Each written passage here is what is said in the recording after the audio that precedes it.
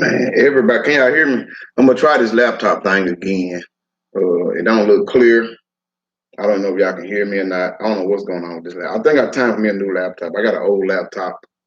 I think it's time for me to buy me a new laptop. Can y'all hear me out there? Is it freezing? Let me know. Is it freezing? Can y'all see what I'm doing? Double salute. Okay. He said the audio is good. Hear you loud and clear. We can hear you. Video a little blurry. Yes, I honestly don't know. I'm using my camera off my laptop. Maybe I got a webcam, but I didn't hook it up. Maybe I need to let's see who up in here first. Let's see who up in here, man. Give my shout outs to my people. Mello, what's happening? Hugo, what it do? Double salute. 351 Cleveland, what's happening, brother? Camo Joe, what it do, man? See, driving home from work. Be careful, brother. Bubba, what's going on? Mr. B, what up? Bud Crisco, what's the deal? Cornell Harper, what's happening? Mike Turner, what it do, fam? Devon 225, what's happening, bro? Okay. Vernon Brookin, what's going on? Let's see what's in here. John Burnett, what's happening? Quentin Jackson. Fly Guys, what it do, Fly Guys? Double salute. Collis Anderson, what it do, fam? Black Rain, what it do? So, y'all, I didn't go live Friday because I came 3 fish short of a 2-man limit. So, I only caught 47. But do y'all remember what I said last time? Something I did not do. If y'all don't remember, then I ain't going to do it. But if y'all do remember, then I'm going to do it. Sean Dixon, what's going on, fam, all the way from Alaska? Double salute to you, brother. Yep, Hugo, you got it right. I said if I didn't drop the video of me and my dad that I was gonna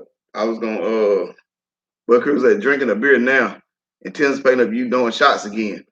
Look, I might need to pull me up a shot, man, because look, I'm disappointed. I've been very busy. And that's just it's an excuse, but it's the truth.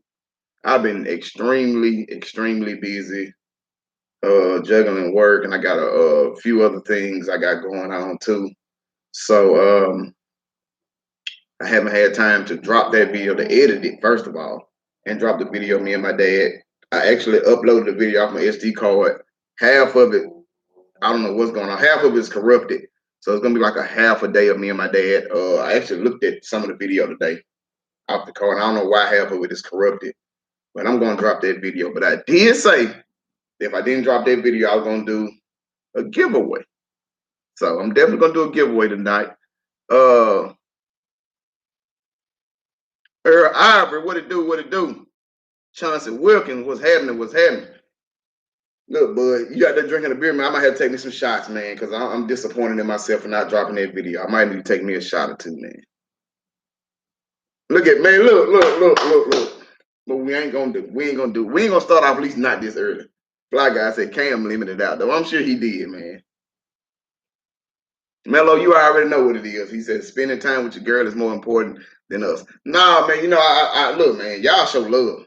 Y'all know I appreciate it. So it's all love. So my thing is, yeah, I definitely been spending time with her and trying to take care of a few more things. So I've been definitely busy. Lamar, what it do? Lamar, you know they got a tournament this weekend, brother. I won't be able to make it. I'll be out of town.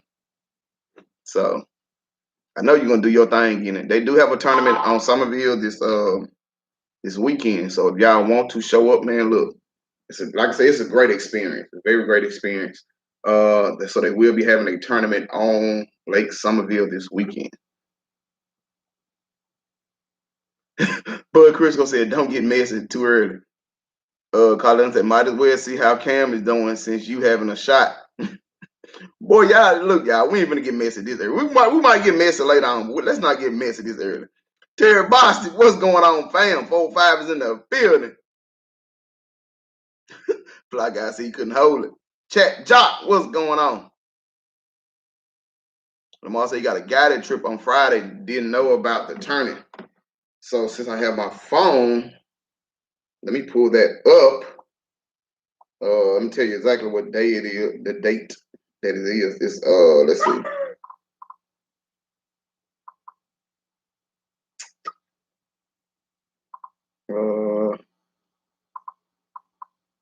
Hold on one second, y'all. Let me it's Saturday.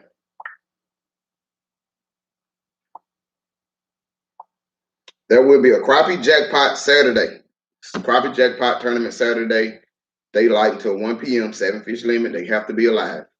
So they will be having that this Saturday on Lake Somerville, but I would not be able to attend because I have some other arrangements that I got going on. So I had to push my fishing to the side. But yeah, man, we had a great. Oh yeah, guess what, y'all? Look, y'all know I don't fish for 130 seconds. Y'all know I'm a 116 guy through and through. My boy, I was out there on the lake Saturday, and I probably caught after my first 5 or 6. I ended up getting hung up and I broke off. I said I'm gonna try this 130-second jig that I made, and I tried that 130-second jig and fished with it all day. Like I said, we caught 47, and I fished that one jig for the rest of the day. It was a heck of a jig. I never, like I said, I'm not a big fan of 130 seconds. And if y'all don't mind, we got 31 people chiming in right now. If y'all don't mind, give me that thumbs up, because we definitely gonna do a giveaway today. He gonna say anyone try out the new stallion. What's the new stallion? MC said, yo, what up, Kenny? Callie's in the building, man. For some reason, your live wasn't showing up on my feed, but I'm back already. I sure appreciate that, MC. Mr. B said, yeah, y'all talk fish first, then we get messy. Yeah, we're going to get messy later. Because I might going to take me a couple shots later, then we're going to get real messy. We're real messy. But yeah, I was fishing with a 130-second. I tell you what, we do a real quick giveaway. It's going to be to the first person, which I doubt if anybody know what color I was using. So I'm just going to give it about 3 minutes. It's 7:37. First person tell me what color 130-second I hit. The color head, jig head, the body, and the tail. If somebody can give me that right quick, we're gonna do a giveaway right now. And we still got another giveaway to do. Slick said, what's going on, Slick? What's going on, John Boyd? Alabama's in the house. Devon 25 said, so much rain in Louisiana. Gonna wait till June. Ooh, wait. More rain next week, too. Charles Brown, what's going on, brother? South Carolina's in the building, man. If y'all don't mind, chime in. Let me know where y'all from. Red River Rob, what's going on, man? He said, well, let me get a shot so I can laugh. I know the color because I was there. Yeah, Red River Rob, you was there. You was there, Red River Rob. So look, you automatically is out because Red River Rob was out there with me. He was doing this thing called his limit too. New rides and scams, crop out. But look, we ain't gonna do it. Fly guy said Dallas in the building. Carlos Anderson said pink head, white body, short tail. Let's see. Ain't nobody got it yet. Favorite lake on Friday. Hopefully you left a few for us. Man, most definitely, man. It is on fire out there. I'm gonna tell y'all. I caught a whole lot of throw. I've never caught that many throwbacks in my life though. I said, Ken, I still haven't got those jigs. So what I do is I would go in my Jeep and grab that receipt and send you the tracking number. Or I'll send you that tracking number, brother. North Carolina's in the building. Terry Boss, I'm out here in the woods. Bad service, brother. I know you be on that road getting it in, man. I know you be getting it in. And Slick said, name it Red River Rob. Don't do it. Don't do it. I ain't even seen nobody got really that close. Kind of sort of close, but not really. St. Louis in the building. We got North Carolina's in the building. South Carolina's in the building. Oklahoma's in the building. 256. Alabama's in the building. Already. It was the same way as Somerville for me this past Friday. 50 crappie, 10 keepers. Man, I caught so many throwbacks. It was unbelievable. believable this weekend. I caught some good ones. Trust me, I caught some good ones. If anybody's on my I think I posted it on Facebook and on my Instagram.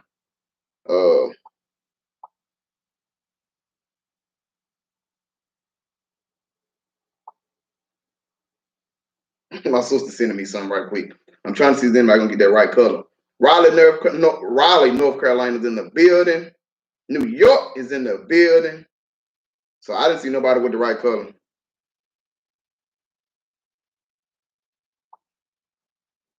I don't see nobody with the right color. So I'm gonna tell y'all what color. What was the color that I've never used before? Y'all know I like to make up new colors right before I go fishing. I always do it. I always make up me a new. That's like that's my go-to thing. That's what I do before I go fishing. I always make up a new color that I've never used before to go fishing.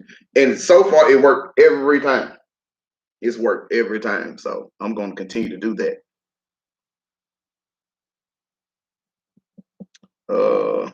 MC said Cali, stay in the building already. Okay, I see. What's going on, Marcus? Well, oh, for sure, Camo Joe. You can definitely add to it, brother. You can definitely add to it.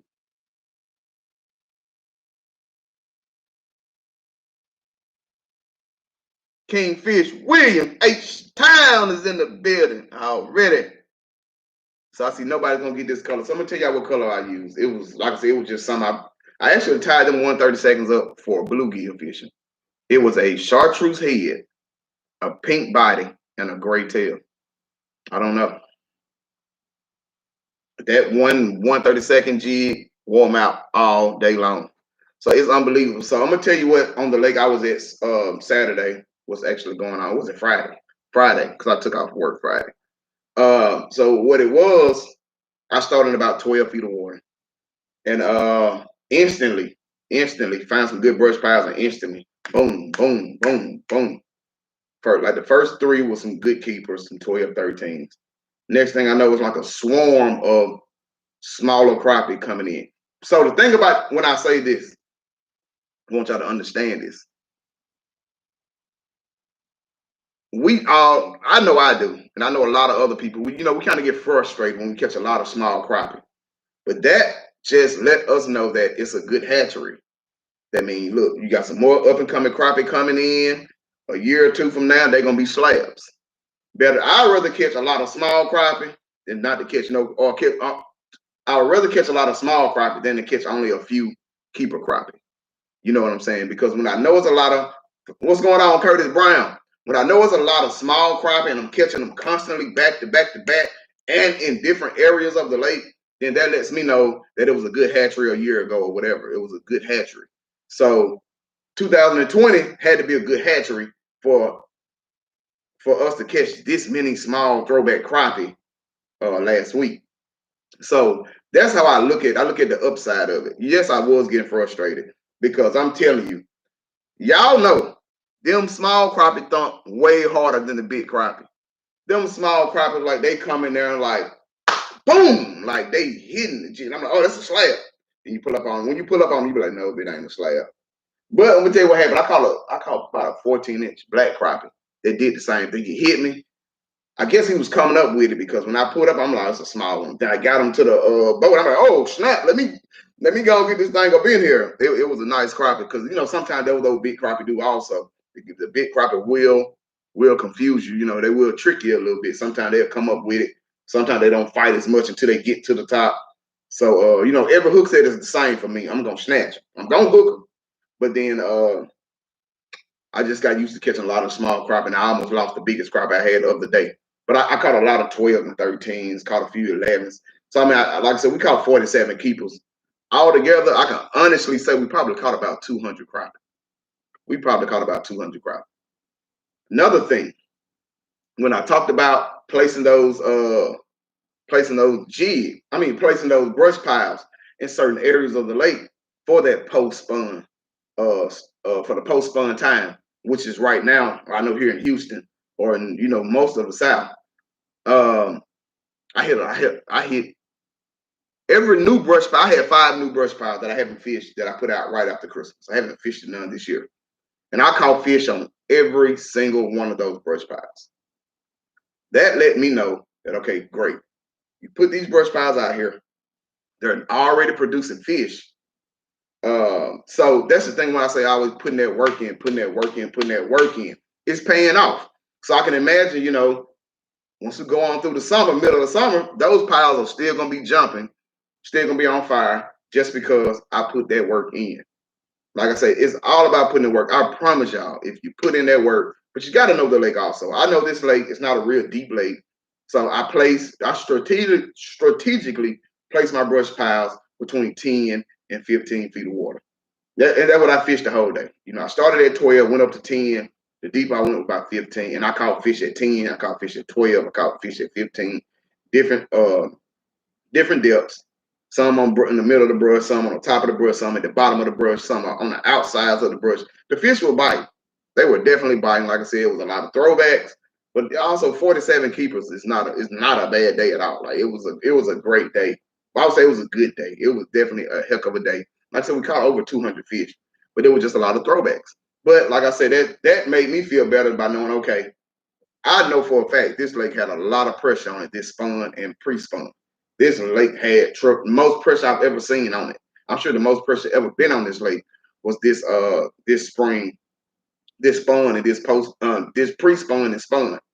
And as much pressure that was on that lake for me to see, you know, a lot of them throwbacks that I'm catching, I felt good. Like, okay, this still is a good hatchery from 2020 was a good hatchery. The crappie still coming in. This time next year there'll be some slabs. So that's how I look at it.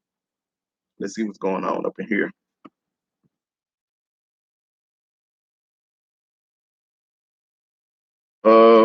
He gonna say, empty head no, I still got a few brain cells left to know none of his products are homemade. Maybe the rods, but man, y'all so messy.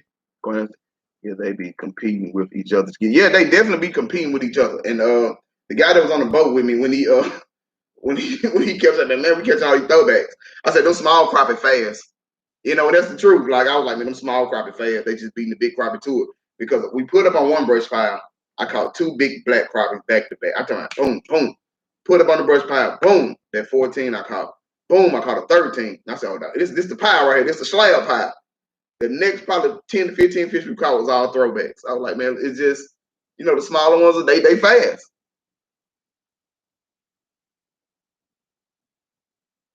Camo Joe said 132nd is the truth. The slower it falls, the deadlier. That is a fact. Like I said, I'm used to the 116 fall. So, you know, I was kind of getting a little bit impatient because I don't like to put lead shots on my line. Honestly, I don't. I like straight line to the jig with nothing else on it because I know the feel I'm looking for.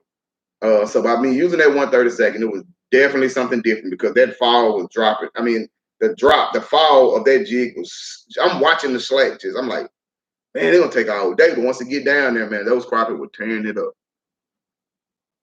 Hey, one fishing family, what's going on?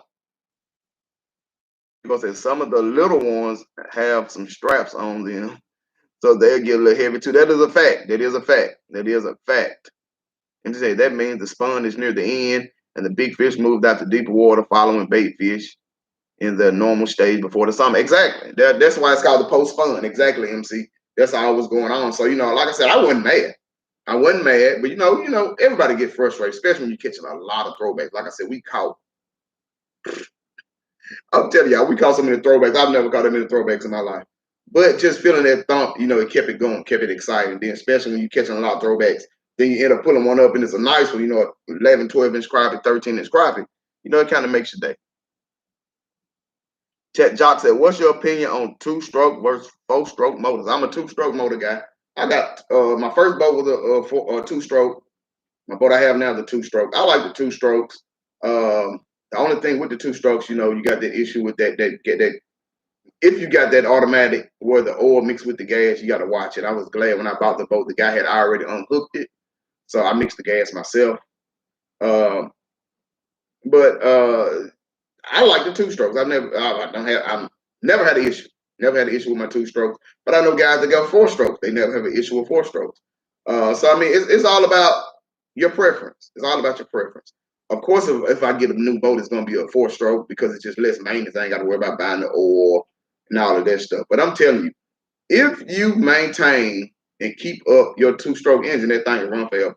My first boat, it was a 80, I think it was 84. I had a 84, a year, 1984 Evinrude 40 horse. And that thing ran like a dream. Never had a problem out of it. Never had an issue out of it. I mean, I made a mistake and broke the lower unit on it, but the motor still ran great. Put a new lower unit in it, and it continued to run great. The motor I have now is a 1999 Evinrude. Never had a problem with it. It runs great. I use the Evinrude Johnson oil to mix with the gas, and I've never had a problem with it. So I definitely love my two strokes. In my opinion, I think the two-stroke motors last longer than the four-stroke motors. But like I said, that's my opinion. I don't know that for sure. I'm not a boat mechanic at all, so I don't know for sure. But I think that if you get a 30-year-old two-stroke motor and a 30-year-old four-stroke motor, I just think that the 30-year-old two-stroke motor will run better. But that's just my opinion. VA Jeff, what's going on, man? He said, Jeff said, the Bronze Star Vet, aka Mister, I am not scared to go live while fishing. I am not. I'm telling y'all, that's what I do though. I try to do stuff that other people don't do or won't do.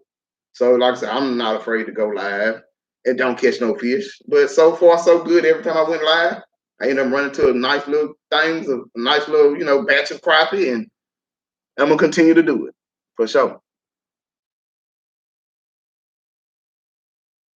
Let's see here.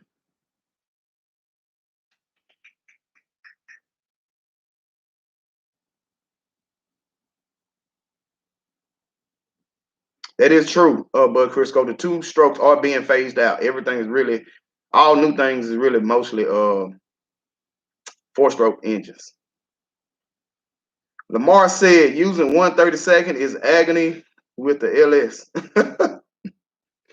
It is, man. Like it is. It is, man. Like just to see how slow it takes for that jig to get down there.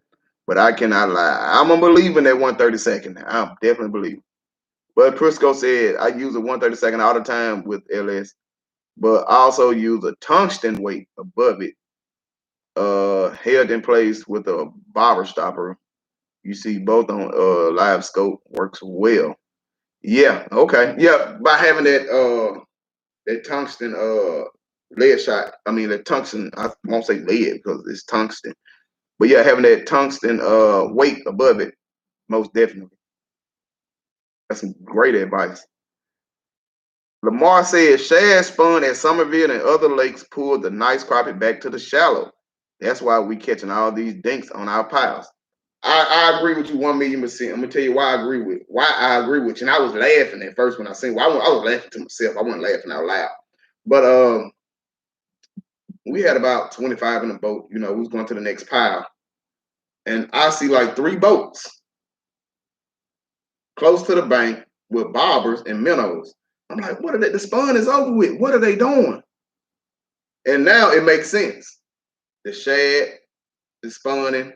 A lot of shad, I've heard it for a couple people. A lot of shad is close to the bank. Those big crappie are chasing those shads close to the bank.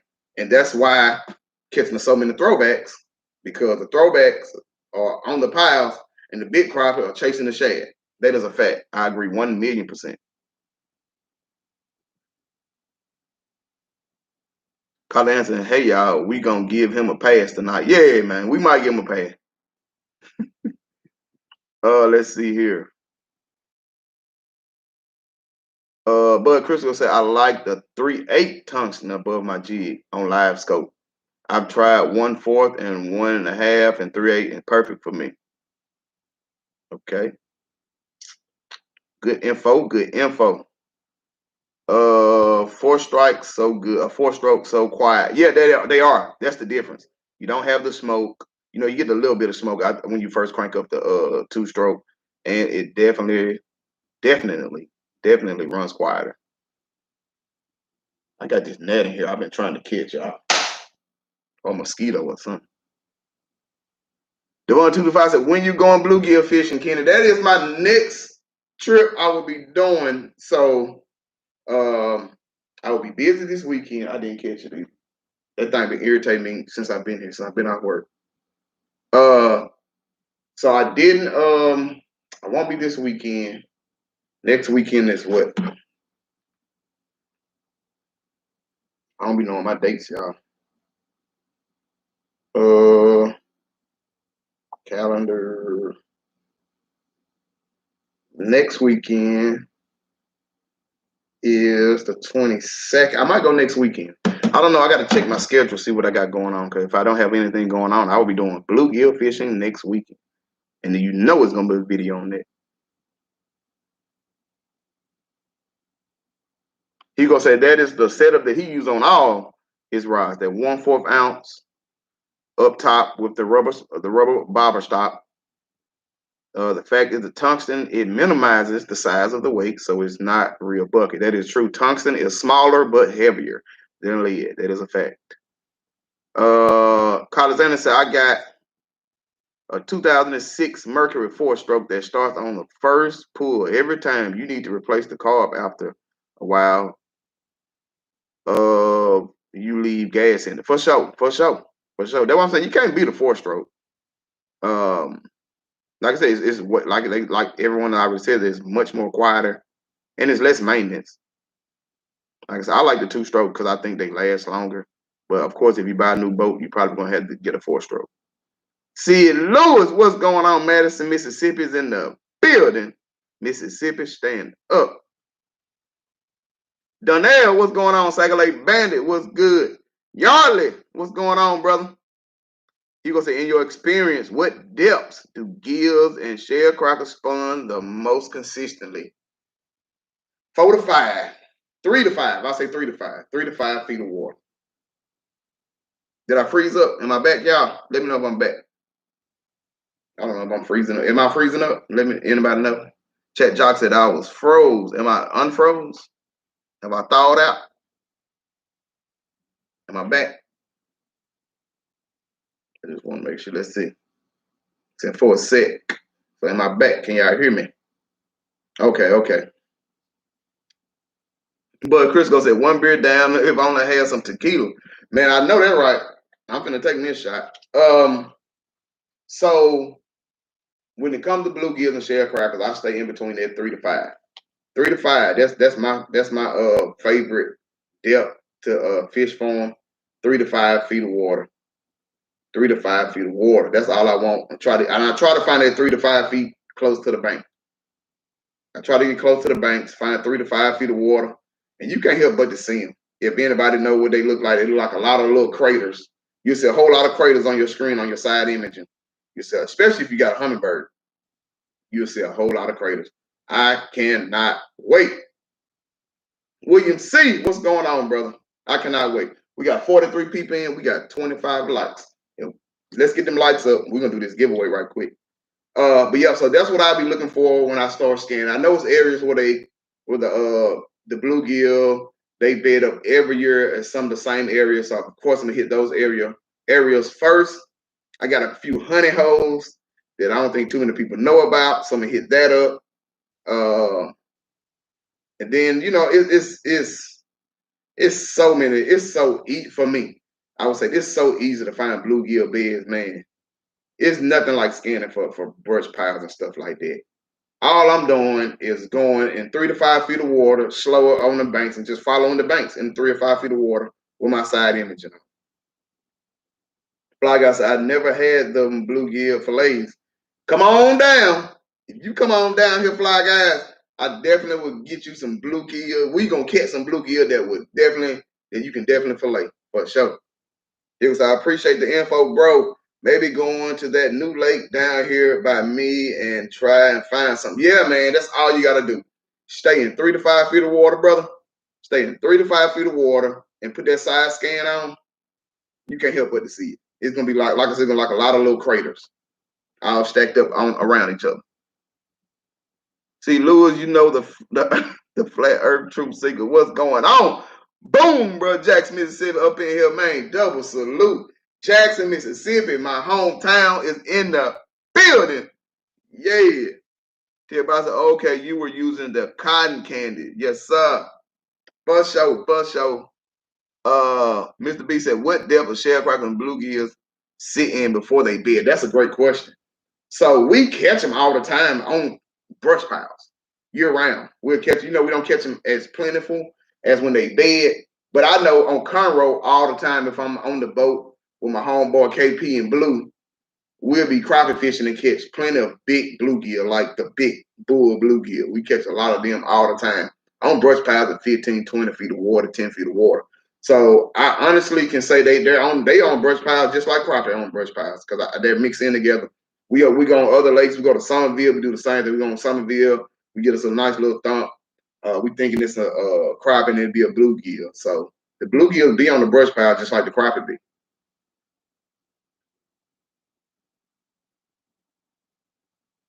Fly guy said, "I'm coming, bro. Soon you give me the word for sure." Like I said, if I don't have nothing going on, I'm gonna check it out next weekend and I'll let you know what's going on, Larry. Right? Yeah, make sure y'all hit them thumbs up. We're gonna do this giveaway. We see that. Do they like more of the sand bottom or stone bottom or small stones? So I would say this: sand or mud, like dirt bottom, because that's how they make the craters. If it's a stone bottom, they can't make those beds. You won't see the craters. I'm not saying they don't spawn on stone bottom or rock bottom. They might do, but what I'm doing, I'm going to the sand bottom or like the dirt bottom because I'm looking for the beds on that. It's easier to pull the beds up on the side imaging. So I stay in the sand or dirt or mud bottom or whatever you want to call it, some kind of soft bottom. That's why I'm scanning because you can easily visually see the beds. And then I've been there several times where I can get up in like a foot of water and look down and you can see the beds in the water, especially if you got polarized glasses on. You can be in 1 foot of water, you'll see craters all around the boat. Like you can actually see the beds in the water visually just looking down in the water.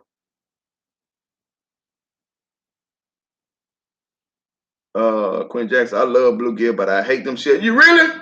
So I like them both. I like the shell crackers because of the fight. I love the bluegill because of the fight too.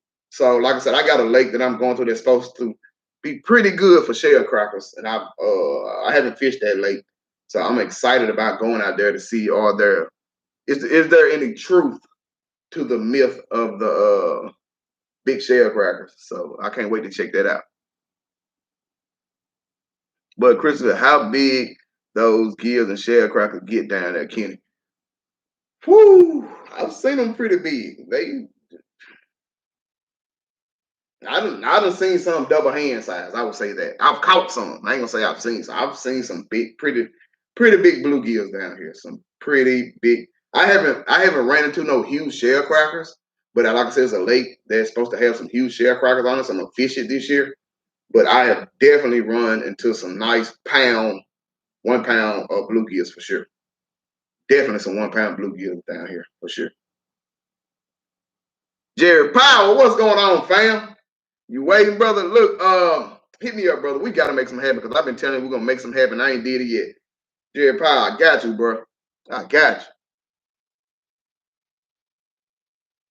Carlos Anderson said, let me get let me get this right. So on side imaging, you're looking at the bottom for craters for bluegill, not down imaging. Yes, you have to use your side imaging. It'll be hard. It's kind of hard to see all those. I'm not saying you can't see them on down imaging. But I'm gonna tell you, when I go bluegill fishing, I don't even cut my my trolling motor fish finder on.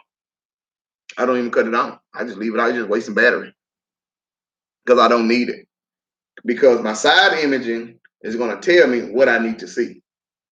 So on that side imaging on my console, I'm looking for all those little big black craters. Look like a lot of black plates, small black plates, all crowded all around.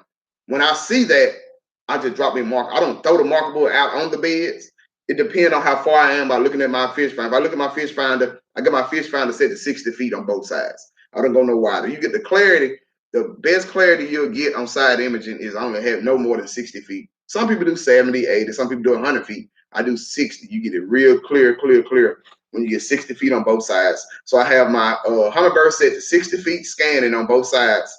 And depending on how far I am away from the bed, if if I'm side image and I see, okay, 30 feet from the bank, I see these bluegill beds about 15 feet away. So I just drop a marker buoy right there. I don't want to throw it on. So if I'm on top of, if I'm scanning, I see that I'm on top of the bluegill beds, then I'll throw it to the opposite side, just so I can know what lane to fish it.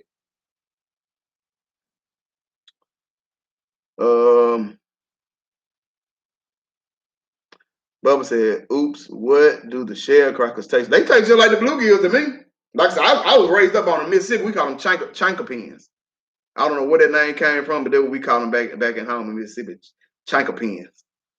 So I was raised up on bluegill and shell crackers. Those were the first two fish I caught. Then the crappie came about a year or two later. So they both taste the same to me, in my opinion. But I will say this: the shell crackers they put up they put up a little bit more fight than the bluegill for sure.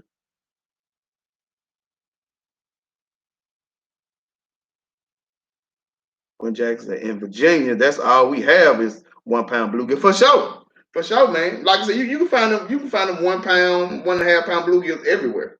But I know here is plentiful. You can I will say this: I can run. I know because this happened last year.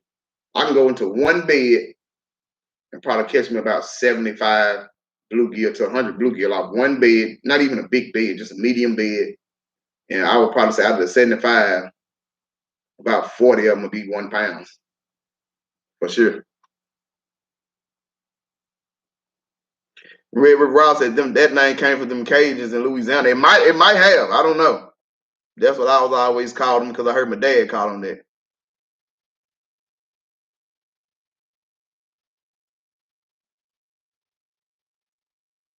He said people 50 people watching. Best live. I sure appreciate it. Appreciate everybody. He said, hey, Mr. B said, hey Kenny, don't fillet my red ear or bluegill. Fry mine whole and hard. That's how we do in Mississippi. And I know most people I know, I'll probably say 95% of the people I know that eat bluegill and shell crackers, we scale them, gut them, cut the heads off, fry them whole. Like it's probably only me and only a couple more people that I know. Only a few people I know actually fillet them. And I fillet them just because I don't like playing around with the bone. I don't be wanting to swallow no bone. So, but like, man, if I go back home and I say fillet a bluegill, we call them brim. You fillet a brim, man, they'll talk so bad about me. But yeah, that's the best way to eat them for sure. Yep, you gotta fry them hard. You gotta fry them hard for sure. But like I said, how can you tell the difference between bluegills and shell crackers? The bed wise, you can't. You're gonna tell the difference once you catch them. Cause they sometimes you catch them on both of them on the bed. Most of the time though, you catch your shell crackers in like the grass mats or the lily pads and stuff like that. You catch more of your shell crackers in those areas where you got a lot of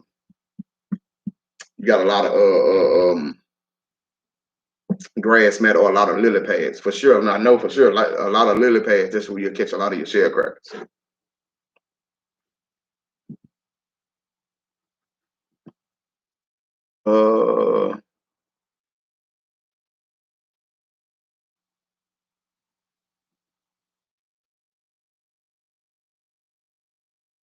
Let's see. Roy Dale, what's going on, Roy Dale? Just said that what LBG call him too. Yeah, see, LBG, he's from North Louisiana. So like we got like the same terminology because that's Mississippi. That's how we call shell crackers chankapins. We call crappie white perch. That's just what we call them in northern Mississippi. I mean in Mississippi and northern Louisiana.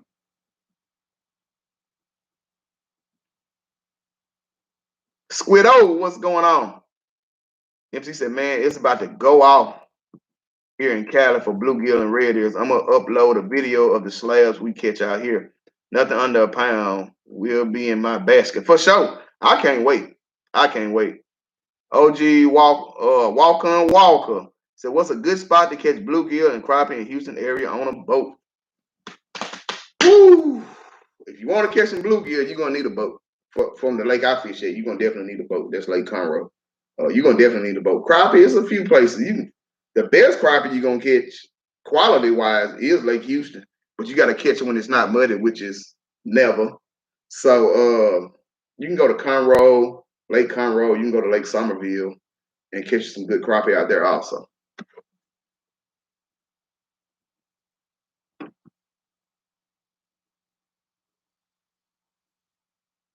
Devon225 said Kenny them warmouth some good eating. So I've never had them. I've never had warmouth. I've caught a lot of them, but I've never ate them. But I might have to try it. I might have to try it. These are Shreveport, yeah, Shreveport too, yeah. All northern Louisiana for sure.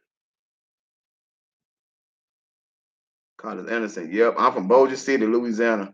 That's what we call crappie. Yeah, we call them white perch back at home. I go back home like crappie. They be like, "What you talking about? What is that? Y'all be catching them?" Yeah, that's what we call them, white perch. I moved out here to Houston. I was like, white perch. They were like, "What is that?" It's crappie. I said, "Oh, okay."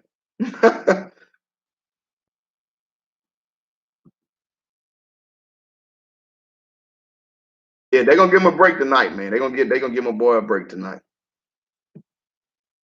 For sure, we're gonna give him a break tonight. I'm gonna take me a shot. I'm gonna put me a shot up. Let's see. We got 53 people on. We got 37 thumbs up. We got 53 people. We get 50 thumbs up. I'm gonna do 2 giveaways. We do 50 thumbs up. We do 2 giveaways. But I gotta put me a shot up right quick.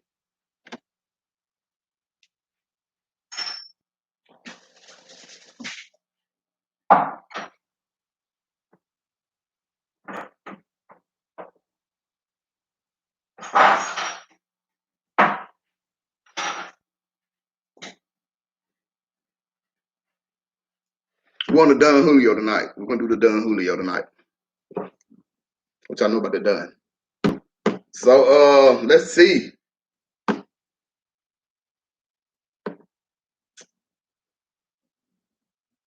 Well, Dale said Bluegills 2-pound average on my lake. Man, that's a great lake. Like I said, we definitely got them like that down here also. But for the most part, you catch a whole lot of 1.5, a lot of them. Well, where you at, Roy Dale? I might need to come find you.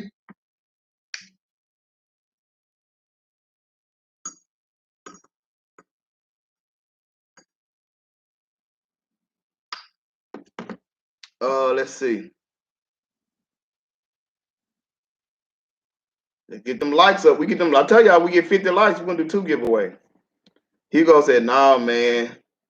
This is page. I'm gonna start uploading." Yeah, you should, man. I tell anybody, man. Look, if you love fishing and you wanna post it. So, like I said, I was doing this just for fun, man. Honestly, like I wasn't doing this for no money or nothing like that. I was doing it for fun because I like to fish, so I just wanted to post it. I wasn't doing it, to make a living off of, but none of that. But they pay me now, so I ain't mad. I ain't gonna turn it down.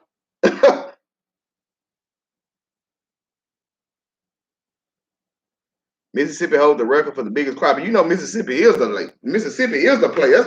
That's crappie heaven. Yeah, I don't think it will never be a better crappie area to fish than Mississippi. Never. I don't think so.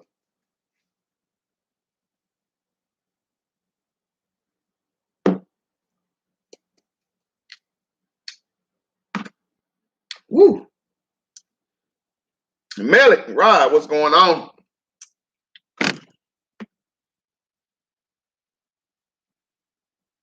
We still only got 38 likes. Well, I guess we're gonna do 1 giveaway. Let's see. Edward Ross said would love to take some folks on base and Bossier where the red ears are huge. Yes, sir. I'm gonna tell y'all something. Some of the best fishing lakes are on a military installation. The military base is when I was at Fort Benning, I'm telling y'all, when I was at Fort Benning, they had a lot of small little ponds and lakes out there, man, that had some of the biggest bluegill you would ever want to see. I promise you, and red ear. Some huge crappie. I used to love it. I'd be the only one out there. If you can get on a military installation and find you some lakes or ponds, I promise you, you will love it.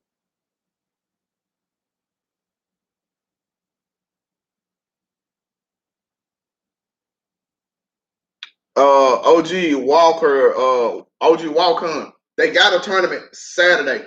This Saturday on Lake Somerville. I won't be able to make it though.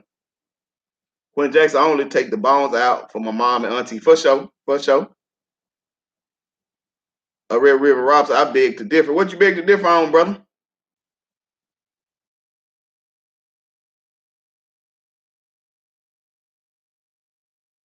Okay, Rodell, you send me that picture. Okay. What you send it on? The Dizzle Enterprise Outdoors. What's going on? MC said, yo, Kenny, when I come to Houston, I'm gonna show you how to catch slabs on 2-pound test fast action rods. You come to Cali, I'll put you on them slabs.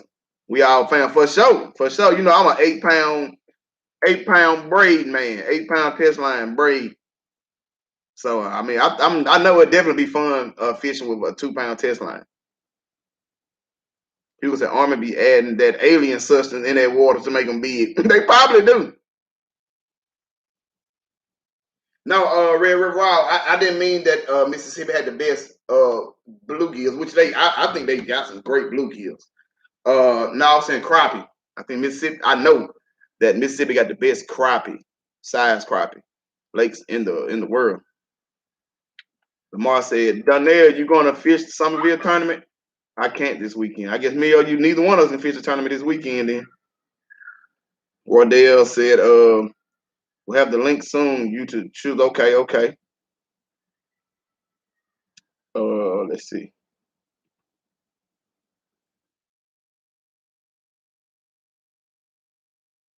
You too close. Okay. You said I'm too close. Well, let me know then, Wardell. We can go do this thing together, man. Wardell, look, we can do this thing together, brother. Don't be like that. Don't hide, divide.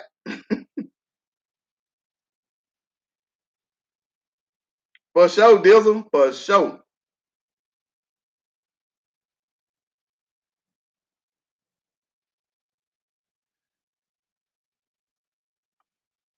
Matthew, you said we are going to hit Somerville up this weekend for the first time. Well, yeah, Matthew Houston, if you want to, like I said, they have a tournament Saturday morning. Be there around 7, 6:30, 6:30, 7 o'clock. Oh, you know we do, for sure. For sure, Dizzle. College answer. Arkansas may have the biggest bluegill in my opinion. Really. I know they got them pretty, what are those, pumpkin seed bluegill? I've seen some huge pumpkin seed bluegills come out of Arkansas. Let's see this picture on the book. I didn't get it yet.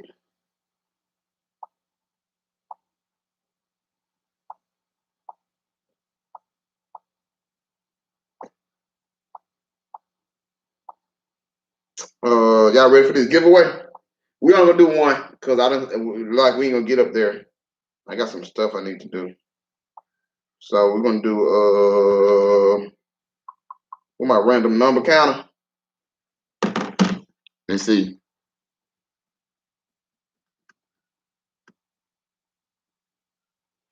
Matthew said we ain't that good. Man, you never know, man. I'll take the right brush pile. Well, they said San Diego anytime, brother. For sure, for sure. The 125. I hear Florida got some big. I know Florida got. I think Florida got the biggest shell cracker. I definitely can almost, and I've never caught them, but I've definitely seen a lot of videos of some huge shell crackers in Florida. As the Houston, but we may swing by for sure, for sure. Colin said Faulkner Lake made the new and improved brim in the 90s. Really? Melo said I can get on Fort Benning with my TWIC card. I deliver gas to the gas station there. Man, I'm telling you, Fort Benning got a lot of nice ponds on that base. They got some huge bluegill and huge crappie. I promise you, do. And it's no pressure on it. Well, they said 3 red over 3 pounds. That's huge. That is definitely huge. I was little, then I never forgot. For sure. For sure. So yeah, we're gonna do this thing one time. Everybody pick a number between 1 and 75. Pick a number between 1 and 75. Make sure you don't get the same number as somebody else. I won't have time to be scrolling up and down to see who got the same number. So make sure before you pick your number, you go in the comments and make sure nobody has your number. If just so happens somebody do have your number, go up there and say, hey, somebody got my number. This is my new number. But try to make sure that nobody has the same number. I already see one. Squiddo, somebody else had William C. pick 55 first. So Squiddo, pick another number. Like I said, y'all, I'm trying. I'm gonna just scan it, but just make sure you go up in them comments. Make sure somebody else don't have the number you already picked. Throw me up another shot. We gonna see what happens. 1 to 75. You can only pick one number. I only pick one number. 1 to 75. If y'all see somebody with duplicate numbers, let them know if y'all don't mind, please. We're gonna do this giveaway.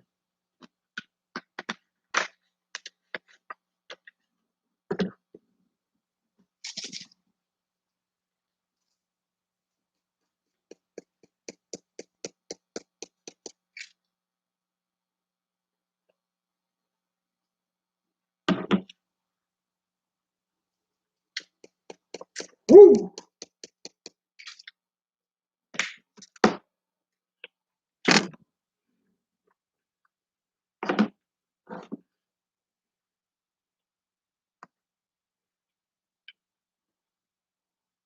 Let me say, check your email. I sent to you. Okay, you sent me a pickup on your email. Okay.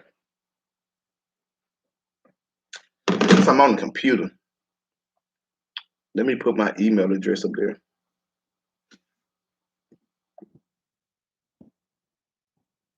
892@gmail.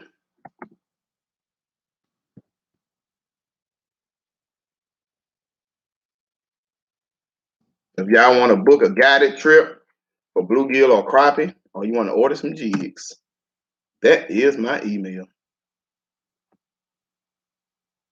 And I'm a pin it. Boom. There you go. So if anybody is looking to order jigs or River, I say he just had some done himself. Okay.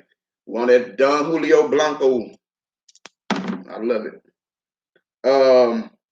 If anybody's looking to order jigs or want to do a guide trip for Bluegill or want to do a guide trip for Crappie, that is my email. Hit me up. We can make it happen. Or okay, he was talking. Oh, that was MC. Okay. DRD, what's going on, brother? You gonna be at the tournament this weekend?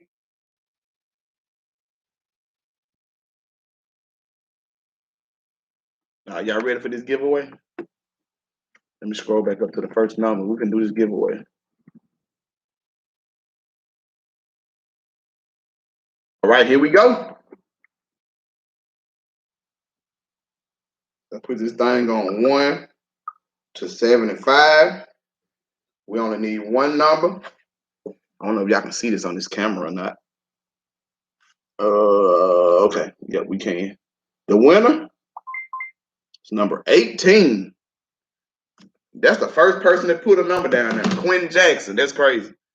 You're the first person to put a number down. Quinn Jackson, you are the winner of the 25 hand ties. All you gotta do, you know what to do. I'm sure you know what to do. I got my email pinned up right there in the comment. Just email me at that email address, and you will be the winner. If you're still here first, you gotta make sure you're still here. Yeah, man. I don't think there's a few of us. Me or Lamar's not gonna be there either. DRD. Is he still here? Quinn Jackson, are you here? If you're not here, Quinn Jackson, we're gonna try this thing again. You got 3 minutes to come to the stage.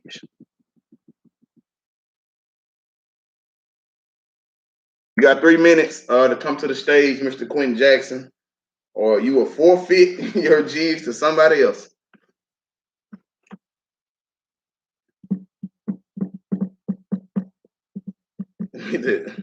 He said, why? Oh, okay, you hear Quinn Jackson. Okay. So Mr. Quinn Jackson, all you gotta do is email me. Got my email address up there. Email me. And you gonna say next number. Okay, Queen Jaxie here. So that's all you gotta do is email me. I'm gonna email address I pinned up there, and I'll send you those jigs. The idea is I just got on. How did you do on your favorite? I caught 47. It was I had somebody else with me. We ended up catching 47, about 200 throwbacks. We caught 47 keepers and 200 throwbacks. It's a lot of small crappie out there right now. Called the analyst said, he said yes. I know that right. I know that right. Well, man, y'all, it's been a blessing to hang out with y'all, man. Until next time, like I said, y'all be watching. I'm gonna try to drop me and my dad video this week, y'all. I'm gonna try my best to drop it. Hopefully, I get some time to drop it tomorrow. And we'll do that. We'll definitely do it, man. Y'all have a good one. It's your boy, Skinny Kenny, the Bronze Star Vet. I didn't give y'all a chance to be messy this time because we might have to be messy next time. Double salute. I'm out.